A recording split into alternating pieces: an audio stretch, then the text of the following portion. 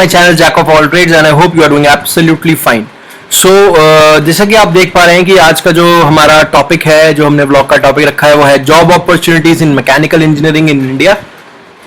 तो काफ़ी समय से लोग मेरे से पूछ रहे थे, कुछ स्टूडेंट्स मेरे से पूछ रहे थे कि सर आपने कुछ व्लॉग बनाओ मैकेनिकल के स्टूडेंट्स के लिए भी। मेरे लास्ट प्रीवियस 2 ब्लॉग्स में मैंने इलेक्ट्रॉनिक्स और इलेक्ट्रिकल के स्टूडेंट्स के लिए एक ब्लॉग बनाया कि उनके लिए क्या करियर अपॉर्चुनिटीज़ हैं। सेम ब्लॉग मैंने एक कंप्यूटर साइंस IT MCA वालों के लिए भी बनाया। आप मेरे चैनल में जाके उस ब्लॉग को आपके करियर काउंसलिंग की जो प्लेलिस्ट है उसमें जाके उसको चेक कर सकते हैं और अपने दोस्तों को उसको आगे सेंड भी कर सकते हैं। जो लोग इस चैनल पे नए हैं मैं उनसे रिक्वेस्ट करना चाहूँगा कि प्लीज़ मेरे चैनल को सब्सक्राइब करें और इस वीडियो को लाइक करें और इस वीडियो को जो ज़रूरतमंद है उन तक पहुँचाएं ताकि वो इससे कुछ ज्ञान ले सकें। सो मैकेनिकल मेरा बैकग्राउंड नहीं है, my background is electronics and communication. तो थोड़ा लेट हुआ मुझे इस व्लॉग को बनाने के लिए क्योंकि मैं चीज़ों को रिसर्च कर रहा था और मेरे रिसर्च में बहुत बड़ा साथ मेरे को दिया है मेरे कलीग नेम्स हरीश वर्मा, जिन्होंने जो कि एक मैकेनिकल इंजीनियर हैं और मेरे साथ बहुत सालों से 10-12 साल से मेरे साथ काम कर रहे हैं मेरे ऑफिस में। सो अभी हम लोग कुछ चीज़ें देखेंगे और आपको बताने की कोशिश करेंगे कि मैकेनिकल इंजीनियरिंग में एग्जैक्टली हम लोग कहाँ पे जॉब अप्लाई कर सकते हैं। तो चलिए हम इस ब्लॉग को अब हम शुरू करते हैं। तो जैसे कि आप देख पा रहे हैं कि मैकेनिकल इंजीनियरिंग जो जॉब डोमेन है वो अराउंड 6 मॉड्यूल्स में हमने डिवाइड कर रखा है। सबसे पहले आता है डिज़ाइन इंजीनियर, फिर आता है प्रोडक्शन, फिर आता है क्वालिटी कंट्रोल, फिर आता है MEP इंजीनियर, फिर आता है सेल्स एंड मार्केटिंग और लास्ट में हमने एक छोटा सा एक डोमेन रखा है ऑयल एंड गैस का। सो मैकेनिकल में ना यार 2 टाइप्स की जॉब होती हैं। एक हम कह सकते हैं टेक्निकल लैंग्वेज, एक होती है ब्लैक कॉलर जॉब्स और एक होती है वाइट कॉलर जॉब्स। सो दोनों में बेसिक डिफरेंस ये है कि जो वाइट कॉलर जॉब्स होती हैं वो बेसिकली डिजाइनिंग की जॉब्स होती हैं जो हम एक ऑफिस में बैठ के कर सकते हैं, कंप्यूटर के आगे बैठ के डिजाइन्स करके आगे उनको अप्रूवल के लिए भेज सकते हैं। सो इसमें हमें ज़्यादा वर्कशॉप में काम नहीं करना पड़ता, ऑयल ग्रीस और बाकी टूल्स के साथ वाइट कलर जॉब्स में कोई काम नहीं होता as compare to black collar jobs. Black collar jobs वो होती हैं जो कि हम बेसिकली वर्कशॉप्स में करते हैं, जैसे मैन्युफैक्चरिंग, CNC, असेंबलिंग, टेस्टिंग। काफ़ी उसमें जो है हैंड्स ऑन वर्क इन्वॉल्व रहता है आपका वर्कशॉप्स के ऊपर, राइट। सो ये दोनों चीज़ें होती है। बट एक ब्लैक कॉलर जॉब्स करने के लिए भी आपको वाइट कॉलर के टॉपिक्स आपको क्लियर होने चाहिए क्योंकि कोई भी टूल अगर आपको दिया जाता है मैन्युफैक्चरिंग के लिए तो उसका आपको डिज़ाइन दिया जाता है। सपोज अगर मैं आर्मी की बात करूं, अगर आर्मी के अंदर कभी भी कोई मिसाइल बनती है या टैंक बनता है या एयरक्राफ्ट बनता है तो उसका सबसे पहले उसको डिज़ाइन किया जाता है एक पर्टिकुलर सॉफ्टवेयर में। उसके बाद उस डिज़ाइन को आप वर्कशॉप में भेजते हो, CNC इंजीनियर्स के पास भेजते हो या प्रोडक्शन इंजीनियर्स के पास भेजते हो, तो वो उस पर्टिकुलर डिज़ाइन को जाके फिर उसको चेक करके उसका एनालिसिस करके उसको फिर वो मैन्युफैक्चरिंग के ऊपर डालते हैं। तो सबसे पहले जो हमारा डोमेन है यहाँ पे आप देख सकते हो, ये है आपका डिज़ाइन इंजीनियर का डोमेन। सो डिज़ाइन इंजीनियर में जो पर्टिकुलर डोमेन है, व्हाट इज़ डिज़ाइन इंजीनियरिंग। बहुत सारे डिज़ाइंस के हमारे पास सॉफ्टवेयर्स अवेलेबल हैं, जैसे आपका AutoCAD, CATIA, SolidWorks, ProE. So what is the work of design engineer. Design engineer का काम यही होता है कि इनिशियल जो चीज़ आपका इमेजिनेशन है उसको आप एक पेपर के ऊपर लेके आओ। कुछ भी चीज़ बनाने से पहले हमें उसको उसके बारे में इमेजिन करना होता है। जैसे आपका कॉलेज है, कॉलेज की बिल्डिंग है या कॉलेज का रूम है, तो वो कॉलेज बनने से पहले उसका एक डिज़ाइन बना होगा पेन एंड पेपर के ऊपर या एक सॉफ्टवेयर के ऊपर, राइट। सो डिजाइन इंजीनियर का वही काम होता है कि जो चीज़ मुझे बनानी है, कार हो गया, बिल्डिंग हो गया, इवन इन सिविल इंजीनियरिंग भी डिज़ाइन का बहुत बड़ा रोल है। सो सबसे पहले इसमें आता है प्रोडक्ट डिज़ाइन। जो प्रोडक्ट डिज़ाइन के लिए हम लोग जो है सॉफ्टवेयर्स का यूज़ करते हैं, जैसे मैंने आपको बताया ऑटोकैड है, कैटिया है, सॉलिडवर्क्स है, ठीक है। ये जो सॉफ्टवेयर्स हैं ये 2 डोमेन्स में अवेलेबल होते हैं। एक 2D डोमेन होता है इसका और एक 3D डोमेन होता है। सो एक अच्छे मैकेनिकल डिज़ाइन इंजीनियर बनना है आपको तो आपको 2D एंड 3D दोनों डोमेन्स में आपका क्या कहते हैं अच्छा पकड़ होना चाहिए, राइट। सो डिज़ाइन इंजीनियर के बाद एक उसका सेकंड डोमेन है एनालिसिस का। अब एनालिसिस क्या होता है यार, आज से अगर 10 साल पहले की मैं बात करूं तो अगर मुझे एक कार बनानी होती है या एक सर्किट भी बनाना होता है तो what I would have done is that मैं पहले उसका डायग्राम बनाता हूँ, फिर उसको प्रोड्यूस करता हूँ, प्रोड्यूस करने के बाद उसको टेस्ट करता हूँ, राइट। तो उसमें क्या है कि कंपनी का टाइम भी वेस्ट होता है और कॉस्ट भी ज़्यादा लगती है। एक सॉफ्टवेयर हमारे पास है बहुत अच्छा एनालिसिस के लिए जिसका नाम है एनसिस, राइट। वैसे एनालाइज हम कैटिया के अंदर भी कर सकते हैं। अब ऑटोकैड का जो नया वर्जन है वो उसके अंदर भी हमें एनालाइज का फंक्शन दे रखा है, बट एनसिस एक ऐसा टूल है जो सिर्फ और सिर्फ एनालिसिस के लिए यूज किया जाता है। तो जो भी आप डायग्राम बनाएंगे ऑटोकैड में, कैटिया में, किसी भी चीज में बनाएंगे, तो उसका फाइल आपको एनसिस के अंदर क्या कहते हैं आपको इंपोर्ट करा के उसके ऊपर फिर उसको एनालाइज करते हैं। एनालाइज कैसे करते हैं, जैसे मैं कहूँ कि मेरे को एक कार बनानी है, तो वो एग्जैक्टली आपको बता देगा कि कार आप किस मटेरियल से बनाओगे, एलॉय यूज करोगे, एल्यूमिनियम यूज करोगे, स्टील यूज करोगे, गोल्ड यूज करोगे, ब्रॉन्ज यूज करोगे, या हर एक पर्टिकुलर एलॉय आपको बनाना है तो मैं उसमें आयरन इतना मात्रा में डालूंगा, या स्टील इतने मात्रा में डालूंगा, या एल्यूमिनियम इतने मात्रा, तो एक एलॉय बन के आ जाता है आपके पास। उससे पूरा आपका एक स्ट्रक्चर डिजाइन हो जाता है रियल टाइम में जैसा वो दिखेगा। प्लस उसके ऊपर आप जो है स्ट्रेस स्ट्रेन का भी एनालाइज कर सकते हो कि अगर उस गाड़ी का किसी पर्टिकुलर पेड़ के साथ एक्सीडेंट होता है तो गाड़ी में क्या फर्क पड़ेगा, पत्थर के साथ एक्सीडेंट होता है तो क्या फर्क पड़ेगा, पानी में बह जाती है तो क्या फर्क पड़ेगा। तो ये सारी चीजें प्रोडक्ट बनने से पहले आप उस चीज को आप एग्जामिन कर सकते हो, ठीक है। तो ये आपका होता है प्रोडक्ट एनालिसिस का। ये पूरा डोमेन है। अगर इस डोमेन के अंदर आप जाओगे तो जितनी भी कार मैन्युफैक्चरिंग कंपनीज हैं, जैसे मारुति हो गया, BMW हो गया, ऑडी हो गया, या कोई भी टूर मैन्युफैक्चरिंग कंपनी है जैसे JCB हो गया, हर एक कंपनी के अंदर डिजाइन इंजीनियर तो चाहिए ही चाहिए, राइट। तो सेकंड जो डोमेन है अपना वो है प्रोडक्शन। अब जो आप डिजाइन करते हो ना, जैसे मैकेनिकल के अंदर तीन चीजें आपने पढ़ी होगी। एक होता है, सबसे नंबर 1 होता है CAD, कंप्यूटर एडेड डिजाइनिंग, ठीक है। एक होता है कंप्यूटर एडेड एनालिसिस, CAE भी कहते हैं उसको और CAA भी कहते हैं। तो CAD और एनालिसिस का जो पार्ट है वो आपका डिजाइन इंजीनियर प्रोफाइल के अंदर आता है। अब एक लास्ट का पार्ट होता है आपका CAM का, that is called computer aided manufacturing. जो CAM का जो पार्ट आता है वो आपका आता है प्रोडक्शन के अंदर, ठीक है। अब CAM के अंदर अपने पास मेजरली 2 चीज आती हैं, एक तो कंप्यूटर न्यूमेरिक कंट्रोलर CNC और एक VNC, vertical milling controller. But VNC भी एक मशीन ही होती है दैट इज डिराइव्ड बाय, जिसके अंदर एक CNC लगी होती है। पहले इसमें जो काम होता था, हमने कॉलेज के अंदर किया था, तो हम लेथ मशीन पे काम करते थे। लेथ मशीन के अंदर हमें ना मैनुअल इंस्ट्रक्शंस देने पड़ते थे, मैनुअल मेजरमेंट्स वगैरह हमें करने पड़ते थे। लेकिन अभी CNC अपने पास आ गया है, तो जो प्रोडक्ट हम यहाँ पे एनालिसिस में बनाएंगे ना, वो सीधा का सीधा आउटपुट हम CNC मशीन में देते हैं, और उसके बाद हम लोग वहां से जो है एक फाइनल प्रोडक्ट मैन्युफैक्चर करके लेके आते हैं। तो अगर आपको एक अच्छा डिजाइन इंजीनियर बनना है तो आपको CAD भी आना चाहिए, आपको एनालिसिस भी आना चाहिए, आपको CAM भी आना चाहिए। ये तीनों मॉड्यूल आपके आने चाहिए। सो मैक्सिमम कंपनीज आपके इसी पर्टिकुलर डोमेन के अंदर एक फ्रेशर बीटेक बंदे को हायर करती हैं। तो अच्छे से आप इसमें अपना हैंड्स ऑन करेंगे और प्रैक्टिस करेंगे तो आपको जॉब मिलने की प्रोबेबिलिटी आपकी ज्यादा है। और प्रोडक्शन के अंदर ही एक टूल डिजाइन का पर्टिकुलर क्या कहते हैं मॉड्यूल है, एक मोल्ड डिजाइन का मॉड्यूल है।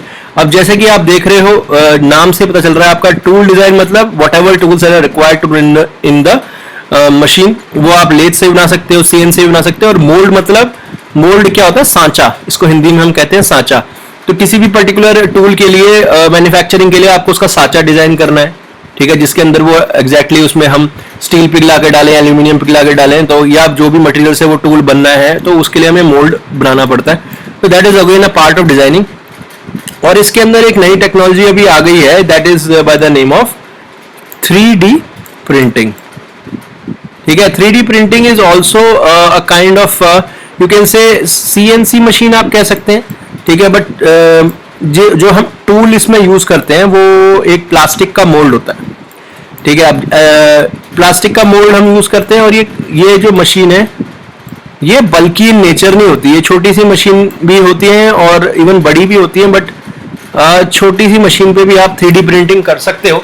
मेजरली ये जो टेक्नोलॉजी है ये आपके जो कंट्रीज हैं जैसे जापान है और जैसे साउथ कोरिया है, जहाँ पे भूकंप ज्यादा आता है, राइट, वहां पे इस पर्टिकुलर 3D प्रिंटिंग से पूरा का पूरा घर हम डिजाइन कर रहे हैं। इसके बीच में कोई जॉइंट नहीं होता, as it is layer by layer, 1 by 1 3D printing में लेयर बाय लेयर प्रिंट होता है बॉटम से टॉप तक। इस तरीके से अगर आप डिजाइन दोगे तो बॉटम से टॉप तक प्रिंट होता चला जाएगा। तो इसके बारे में भी आप स्टडी कर सकते हैं कि फ्यूचर में 3D प्रिंटिंग का काफी अच्छा स्कोप है इंडिया के अंदर। फिर एक डोमेन आता है क्वालिटी कंट्रोल का। क्वालिटी कंट्रोल के लिए एज सच कोई सॉफ्टवेयर आप यूज नहीं करते, उसके लिए आप 6 सिग्मा सर्टिफिकेशन कर सकते हो, ठीक है। 6 सिग्मा के बारे में आप गूगल पे पढ़ोगे तो आपको काफी कुछ मिल जाएगा। 6 सिग्मा के अलग अलग सर्टिफिकेशंस होते हैं जो आपका क्वालिटी और आपका क्या कहते हैं विजिलेंस में यूज होते हैं, कि जो आप मटेरियल यूज कर रहे हो या आपकी कंपनी में जो भी प्रोडक्शन हो रहा है या जिन मशीन्स के ऊपर हो रहा है या जो प्रोडक्ट निकल के आ रहा है उसको आप कैसे क्या कहते हैं बनाओगे और या ये कैसे आप सुनिश्चित करोगे कि उसकी क्वालिटी जो है वो 101% बढ़िया क्वालिटी है, राइट। तो उसके लिए you can go for six sigma, और अगर आपको सिक्स सिग्मा के ऊपर एक अलग से प्रेजेंटेशन मेरे थ्रू चाहिए तो आप जो है एक बार कमेंट सेक्शन में आप बताइए, मैं आपको इसके ऊपर भी बताऊंगा। फिर एक नया डोमेन आता है, रेस्ट डोमेन आता है MEP, ठीक है, mechanical electrical and plumbing. Mechanical electrical and plumbing का जो डोमेन है उसके अगेन 3 अलग अलग उसके क्या कहते हैं डोमेन्स अंदर आते हैं। जो स्टूडेंट्स जो है ज़्यादातर जाके सऊदी में या अरब कंट्रीज में करना चाहते हैं तो उनके लिए MEP इंजीनियर काफ़ी क्या कहते हैं एक अच्छा डोमेन हो सकता है, बिकॉज वहाँ पे इस चीज़ की बहुत ज़्यादा रिक्वायरमेंट्स हैं, ठीक है, क्योंकि वहाँ पे जो मेन इंडस्ट्रीज हैं आपकी ऑयल एंड गैस की इंडस्ट्रीज हैं, ठीक है, और heat ventilation, HVAC means heat ventilation and air conditioning. So क्योंकि वहाँ पे टेम्परेचर्स काफ़ी ज़्यादा रहते हैं, उसके लिए हमें HVAC डक्ट और सिस्टम तीनों की रिक्वायरमेंट पड़ती है। जहाँ पे भी क्लाइमेट हॉट है, अब तो खैर इंडिया के अंदर भी इसका काफ़ी अच्छा स्कोप आने लग गया है। उसका रीज़न ये है कि इंडिया के अंदर भी क्या कहते हैं आप एयर कंडीशनिंग मास लेवल पे स्टार्ट हो गई है, जिस तरीके से इंफ्रास्ट्रक्चर बिल्डिंग का काम चल रहा है। सो उस अकॉर्डिंग क्या कहते हैं आपका इंडिया के अंदर भी MEP का काफी अच्छा रोल निकल के आ रहा है। तो you can go for HVAC और डक्ट और system if you want to go for MEP engineer, ठीक है। आप रेविट करके एक सॉफ्टवेयर है इसमें, वो भी आप लोग सीख सकते हैं, उसमें भी आपको ज़्यादा अच्छी नॉलेज मिल जाएगी। HVAC भी थ्योरेटिकल टॉपिक है, आपको बेसिकली ये भी आप स्टडी कर सकते हो। अब एक पर्टिकुलर डोमेन आता है सेल्स एंड मार्केटिंग का। अब सेल्स एंड मार्केटिंग क्या होता है, जो भी चीज़ हम यहाँ पे प्रोडक्शन बना रहे हैं या MEP में बना रहे हैं या डिजाइनिंग में बना रहे हैं, इसका भाई जब तक बिजनेस कंपनी में नहीं आता तब तक वो सारी चीज़ें बेकार है, राइट। तो इसमें वो बंदे चाहिए होते हैं बेसिकली जिन्होंने बीटेक मैकेनिकल से किया है और फिर जाके उन्होंने आगे MBA किया है, तो आप लोग इस पर्टिकुलर डोमेन में जा सकते हो। और आजकल डिजिटल मार्केटिंग के ऊपर भी अच्छा स्कोप है, अगर आप सीख लो डिजिटल मार्केटिंग, जिसमें ऑर्गेनिक मार्केटिंग है, इनऑर्गेनिक मार्केटिंग है आपका, ठीक है, SEO है, ठीक है, ये सारी चीज़ें आपकी डिजिटल मार्केटिंग के अंदर आती हैं। So basically what ever the company is designing, producing, quality, MEP, सो उसके लिए हमें ग्राहक चाहिए, हमें बंदे चाहिए जो कि वो चीज़ें खरीद सकें। For that particular reason we are using here sales and marketing. तो सेल्स एंड मार्केटिंग की ऐसी कोई इन डेप्थ प्रोफाइल नहीं होती, आप सबको पता है सेल्स एंड मार्केटिंग, एक वर्ड से ही आप समझ सकते हो कि मैं क्या बोलने की कोशिश कर रहा हूँ। लास्ट का एक डोमेन है ऑयल एंड गैस का। ये पर्टिकुलरली मैकेनिकल से रिलेटेड तो नहीं मैं इसे कह सकता हूँ, लेकिन क्योंकि इसमें डिजाइनिंग का पार्ट है, राइट, तो इसके अंदर हम लोग प्लांट डिजाइन और पाइप डिजाइन के लिए जा सकते हैं, ठीक है। इसमें ये 2 टूल्स हैं आपके, AFT का फैंथम टूल आता है, ठीक है, AFT फैंथम, और एक है आपका piping and instrumentation diagram, PNID, ठीक है। तो ये पर्टिकुलर 2 टूल्स हैं जिससे आप अगेन इसका जो स्कोप है इंडिया के अंदर तो है ही, जैसे रिलायंस की हमारे पास रिफाइनरी है, वर्ल्ड की one of the largest refineries यहाँ पे है, ONGC यहाँ पे है, सैम के अंदर ऑयल फील्ड्स हैं हमारे। इसके अलावा अगर आप बाहर जाके इस चीज़ के ऊपर ट्राई करना चाहते हो तो दुबई के अंदर, या फिर दुबई में तो खैर इतना नहीं है, बट जैसे कुवैत है आपका, सऊदी अरेबिया है मेन, ठीक है, और आपका कतर है, तो इनके अंदर ना ऑयल फील्ड्स हैं। तो ऑयल फील्ड्स जो हैं, कई ऑयल फील्ड्स सी के अंदर भी हैं, कई ऑयल फील्ड्स ऑन लैंड भी हैं, तो आपको वहाँ पे इस सब का स्कोप काफ़ी अच्छा मिल जाएगा। और इवन गैस पाइपलाइंस आजकल बिछ रही हैं, आप देख रहे हो कि पहले से घर के अंदर सिलेंडर यूज होता था, आजकल जो आपका जैसे आप NCR सिटीज़ हैं, दिल्ली है, गुड़गांव, नोएडा है, और प्लस आपकी मेट्रो सिटीज़ है, वहाँ पे सारा का सारा काम अब ये हो रहा है कि डायरेक्टली आपका एजेंसी से आपके घर तक गैस की पाइपलाइन बिछ रही है, राइट। सो उसके अंदर भी स्कोप बढ़ रहा है। अभी बहुत सारे ऐसे गवर्नमेंट के सोसाइटीज हैं जहाँ पे ये फैसिलिटी अवेलेबल है, बट 1% भी इंडिया का कवर नहीं है इस चीज़ से, तो इसके अंदर भी काफ़ी अच्छा स्कोप है अगर आप इसके थ्रू जाना चाहते हैं तो ये सारी आपके क्या कहते हैं मैकेनिकल्स के ऊपर डोमेन्स है जहाँ पे आप जा सकते हो। As far as companies are concern, designing की जैसे मैंने बात करी कि हर एक कंपनी में डिजाइन इंजीनियर की रिक्वायरमेंट रहती है, और बाकी जितनी भी एसोसिएटेड कंपनीज हैं, production, quality, MEP, sales and oil, इसके ऊपर भी कंपनीज अवेलेबल हैं। जैसे जितनी भी इंफ्रास्ट्रक्चर्स की कंपनी है, जैसे आपका JCB है, राइट, JCB के अंदर बहुत अच्छा काम है इसका। हीरो का आपका क्या कहते हैं पूरा वर्कशॉप है मानेसर गुड़गांव के अंदर, राइट। हार्ले डेविडसन का US के बाद एक ही प्लांट है जो इंडिया में है, वो भी गुड़गांव के अंदर है। होंडा का प्लांट आपका ग्रेटर नोएडा के अंदर है, यामाहा का प्लांट आपका ग्रेटर नोएडा के अंदर है, राइट। पुणे के अंदर आपके बहुत सारे महिंद्रा, टाटा, इन सब के प्लांट्स आपके पुणे के अंदर हैं। ऑटोमोबाइल में बेसिकली मैं बात कर रहा हूँ। और ऑटोमोबाइल से हटके भी बहुत सारी छोटी मोटी कंपनीज हैं जो पाइप्स बनाती हैं। इलेक्ट्रिकल इक्विपमेंट्स के अंदर भी मैकेनिकल कास्टिंग का काम होता है, राइट।